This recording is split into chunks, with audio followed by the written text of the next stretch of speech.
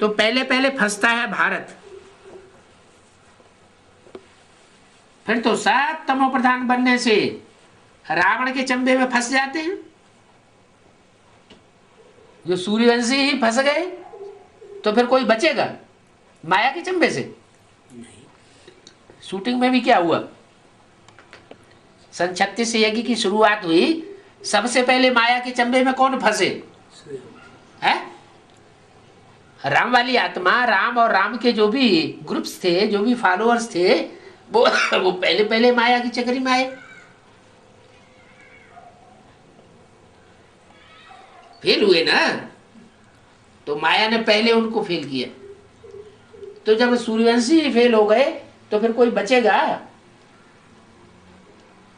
कहते तो बहुत हैं, राम तो फेल हो गया, उसकी तो हमसे बात ही मत करो। फेलियर की लिस्ट की बात हमसे क्यों करते हो? लेकिन नहीं, माया किसी को छोड़ने वाली नहीं है। कोई पहले फेल हो गए, कोई लास्ट में फेल हो जाएगी, लेकिन माया छोड़ती नहीं है। इतना अहंकार कोई न करे कि माया को हमको माया कभी हरा नहीं सकती। सतो रजो तमो में सबको पास करना होता है। माना सत्युग में आने वाली कोई भी ऐसी देवात्मा नहीं है जो त्रेता में आकर के चंद्रवंशी न बने, द्वापर में आकर के वैश्य न बने, और कलयुग में आके शूद्र न बने। हाँ, कोई पहले फेल हो जाते हैं, कोई बाद में फेल होते हैं, कोई मिडिल में फेल होते हैं, फेल तो सब होते हैं। अब ये तो नियम बना हुआ है, क्या? जो पहला शूद्र सो पहला ब्राह्मण, जो पहला ब्राह्मण सो पहला देवता, जो पहला देवता सो पहले क्षत्रिय बने, जो पहला क्षत्रिय बनेगा वही पहला शूद्र बनेगा। माना चढ़ती कला में भी पहला और उतरती कला में भी पहला नंबर, देवता बनने में भी पहला नंबर और राक्षस बनने में भी पहला नंबर। तो ऐसा जो ग्रुप है जो हर बात में एडवांस है, स्थापना में भी एडवांस और फिर विनाश में भी एडवांस, इसलिए बोला है राम सो रावण बनता है और कृष्ण सो कंस बनता है। ओम शांति।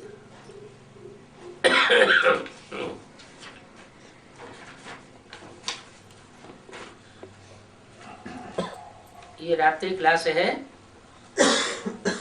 21/1/67 का। बाप ने बच्चों को अपना परिचय दिया। क्या क्या परिचय दिया? अपना परिचय दिया। सबको तो परिचय नहीं देंगे। क्यों है? सबको परिचय क्यों नहीं देंगे? सभी भारतवासी नहीं है। सभी भारतवासी नहीं है। जो भारतवासी होंगे उनको ही परिचय देंगे।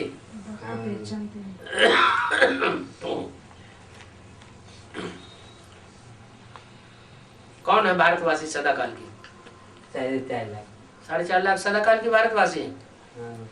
अच्छा, 4.5 लाख में सारे ही भारतवासी हैं? हैं? हाँ। सारे भारतवासी हैं, विदेशी कभी नहीं बनते हैं? विदेशी तो द्वापर से बनते हैं। अरे ये क्या बात हुई? वो कनेक्टेड है ना, द्वापर युग से ही विदेशी बन जाते हैं। जो 4.5 लाख है वो द्वापर युग से ही विदेशी बन जाते हैं। नहीं थोड़े कनेक्टेड दम के है, वो विदेशी बन जाते। बौद्ध धर्म आया, महात्मा बुद्ध का आधार मूर्त आया है। हाँ। और उसमें महात्मा बुद्ध ने प्रवेश किया तो वो तो कन्वर्ट हो गया, और उसका जो बीज है वो कन्वर्ट हुआ, उसका बाप नहीं। तो कैसे बता रहे हैं कि वो बौद्ध दूसरे धर्म में चला जाता है? वो कनेक्टेड है। कनेक्टेड है, भले कनेक्टेड है, कनेक्टेड है तो 2-4-8 जन्मों के बाद जब उनकी जनरेशन बहुत बढ़ जाती है तब राज्य स्थापन करने के लिए जाते हैं। कनेक्टेड है सिर्फ इस अर्थ में कि वो पिता है, जो पिता है उस पिता को अपने बच्चों को वर्षा देने के लिए, राजाई का वर्षा देने के लिए वहां जाकर के जन्म लेना पड़े। तो जन्म लेना क्या कन्वर्सन होना है? नहीं, जन्म लेना तो कन्वर्सन होना नहीं है। तो बताया सबको ये ज्ञान नहीं देंगे, बाप के परिचय का, बाप की जानकारी का ज्ञान सबको नहीं देंगे। किसको देंगे? बच्चे माना 500-700 करोड़ बच्चे नहीं है जो बाप को पहचानते हैं। बच्चे माना जो आत्मिक स्थिति को धारण करने वाले हैं, जो देवान को छोड़ते ही नहीं, तो पहलौठे के बच्चे हैं ही नहीं। बाप आए और आते ही आत्मिक स्थिति में टिक जाए तो वो है बच्चे।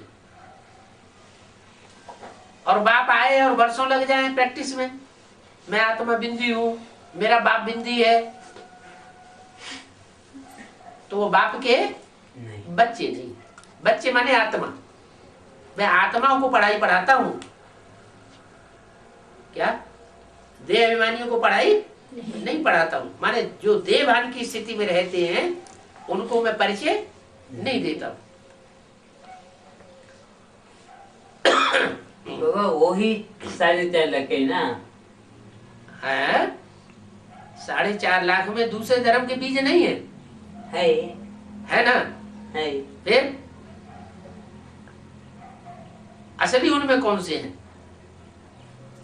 जो दूसरे धर्म के बीज होंगे वो बाद में आएंगे या पहले ही आ जाएंगे? सन 18 में, सन 18 में ही कंप्लीट हो जाएंगे, 2018 में, या उनको ज्यादा लंबा टाइम लगेगा? बाद में आएंगे। अरे अंतर पड़ गया ना, परमधाम में उनको रुकना पड़े ना। हाँ। है तो परमधाम में रुकना पड़ेगा तो ऑलराउंड पाठधारी तो नहीं कहे जाएंगे।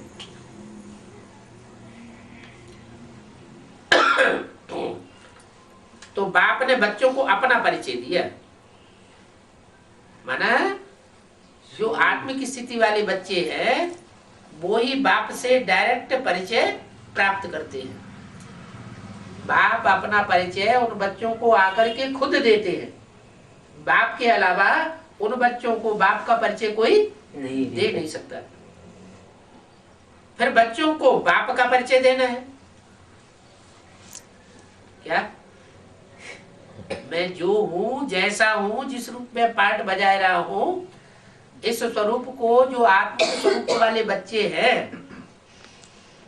ऑलराउंड पाठधारी है, वो पहले खुद समझे, जाने, और फिर उसके बाद बच्चों का क्या काम है? बच्चों को बाप का परिचय दे। बच्चे फिर बाप का परिचय दे। किनको? और माने किनको? पहले किनको? और विदेशी धर्म है। हाँ, जो नहीं सुधरते हैं, नहीं चेंज होते हैं, नहीं है, जिनको टाइम ज्यादा लग रहा है, उनको फिर परिचय दे।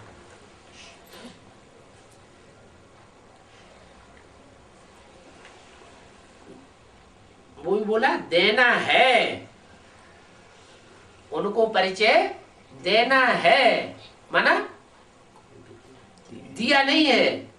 बाद में देंगे। जब पहले पूरा खुद समझ जाए कि बाप जो है, जैसा है, जिस रूप में पार्ट बजाय रहा है, उसकी यथार्थता को पहले खुद समझे। समझ करके फिर जो और दूसरे हैं बाद वाले, उनको परिचय देना है। ऐसे तो बाप का परिचय कोई डिफिकल्ट नहीं है, परिचय तो बहुत सहज है। उनका नाम ही है परमात्मा शिव। जो नाम है नाम के आधार पर नाम है। गाया भी जाता है शिव परमात्मा ही नमः। दुनिया भी अकल्याणकारी को नमन करेगी, दुखदाइयों को नमन करेगी, या जो सदा कल्याणकारी है उसको नमन करेगी। रावण को कोई नहीं पूजा करता, कोई नहीं माथा झुकाता, शीश झुकाने कोई रावण के मंदिर में जाता नहीं, रावण का मंदिर बनाता भी नहीं। ज्यादातर शीश झुकाने किस मंदिर में जाते हैं? शिव के मंदिर में जाते हैं। शिव के मंदिर भी ज्यादा तादाद में बने हुए। तो गाया जाता है, गायन है शिव परमात्मा ही नमः। शंकर परमात्मा ही नमः या विष्णु परमात्मा ही नमः, ऐसे तो नहीं कहा जाता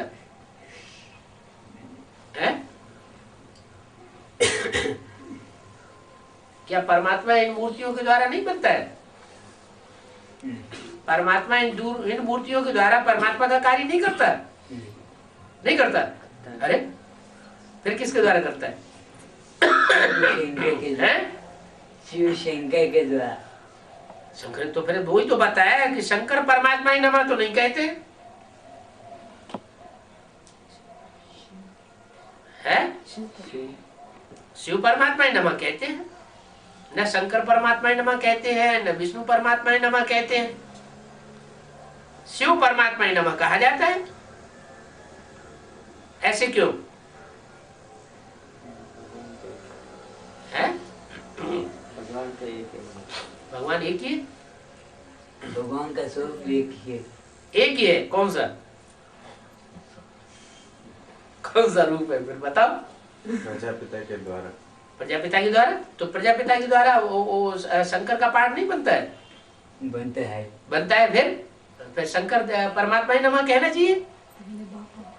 शंकर में 3 सोल थे। 3 सोल है। अच्छा ठीक है। इसमें कृष्ण है ना, उसमें कृष्ण है, अपूर्ण है, इसलिए अपूर्ण है। और इसलिए और राम वाली सोल संपूर्ण है। तो संपूर्ण हमेशा ही संपूर्ण रहती है। हाँ। फिर 84 आखिरी जन्म में लोड़ा नहीं खाती है।